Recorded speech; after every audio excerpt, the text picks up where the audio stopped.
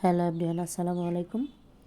আপনাদের মাঝে new recipe নিয়ে আসলাম, অনেক মজাদার খাবার।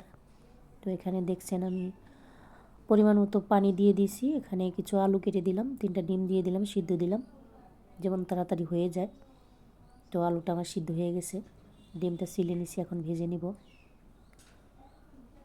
সামান্য লবণ দিয়েছি কড়াইতে, সামান্য হলুদ দিব, ডিমটা ভেজে নিব।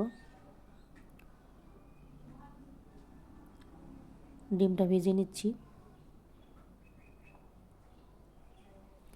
এখানে হাফ কাপ পরিমাণ পেঁয়াজ কুচি আর 2-3টা কাঁচামরিচ কুচি দিয়ে দিলাম, ভেজে নিলাম ভালো করে। এখানে দিয়ে দিলাম 4 চামচের 1 চামচ পরিমাণ আদা রসুনের পেস্ট দিয়ে পানি দিয়ে নিলাম।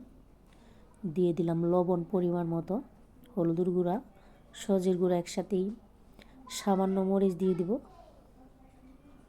ভালো করে কষিয়ে নিব। এখানে আলুটা আমি একদম চিটকিয়ে নিয়েছি। এই রেসিপিটা আলু চিটকেই মজা লাগে খেতে। তো আপনারা কি কি রেসিপি বলেন জানি না, আমরা ডিম দিয়ে আলুর রেসিপি বলি, খেতে খুব মজাদার। তো ভালো করে কষিয়ে নিব।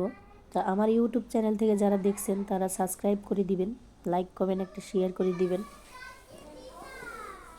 আমার ইউটিউব চ্যানেলের নাম নাজমা রান্নাঘর, সেখান থেকে ঘুরে আসবেন সবাই।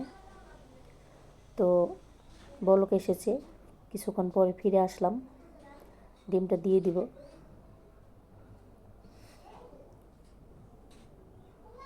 একটু রান্না করে নিব। ফাইনাল লুকটা কেমন হলো অবশ্যই জানাবেন। আল্লাহ হাফেজ।